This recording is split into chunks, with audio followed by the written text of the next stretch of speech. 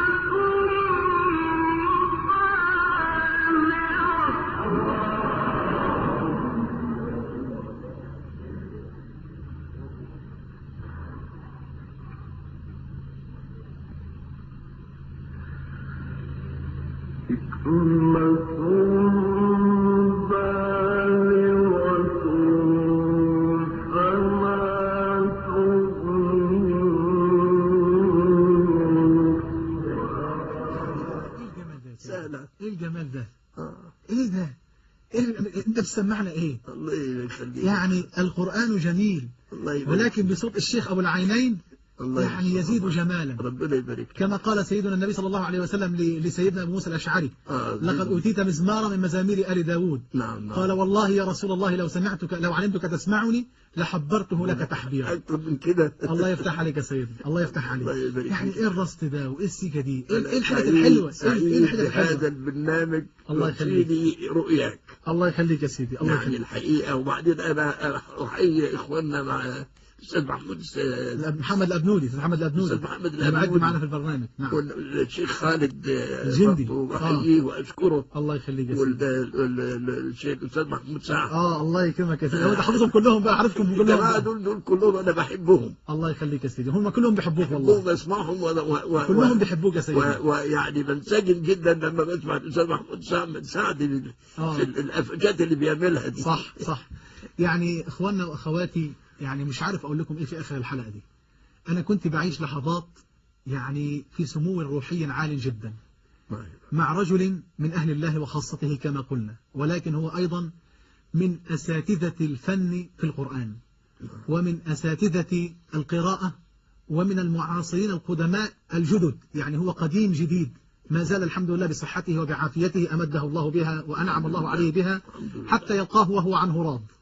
ونسأل الله أن يختم له ويختم لنا جميعا بخاتمة الإيمان. يا رب. يعني أنا في نهاية الحلقة لا يسعني إلا أن أشكر سيدي وأستاذي فضيلة الشيخ أبو العينين شعيشة على يعني تكرمه علي وعلى برنامج علم القرآن وقناة أزهري بهذه الحلقة الممتعة، والتي ستتبع إن شاء الله بحلقات مع فضيلتك إن شاء الله تعالى نتكلم فيها عن حياتك وعن القرآن الكريم وعن تعلم القرآن الكريم إن شاء الله تعالى.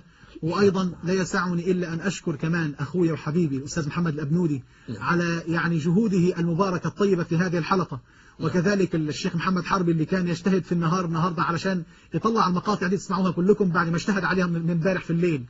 وكمان يعني تحياتي لأخوي وحبيبي كمان الأستاذ أحمد حامد المخرج لهذا البرنامج الذي أيضا كان يعني مجتهدا معنا علشان تكون هذه الحلقة في أجمل صورة وفي أجمل حلة. شكري لإخواني وأخواتي وأيضا لإخواني العاملين معي في القناة، للإخوة المصورين معي هنا في الاستديو، ولكم جميعا أن تحملتمونا هذا الوقت، ونحن نستمع ونستمتع بسيدنا الشيخ. ألقاكم إن شاء الله على خير يوم السبت القادم إن شاء الله تعالى بحلقة جديدة ومقطع قرآني جديد وتفسير جديد. أستودعكم الله والسلام عليكم ورحمة الله تعالى وبركاته.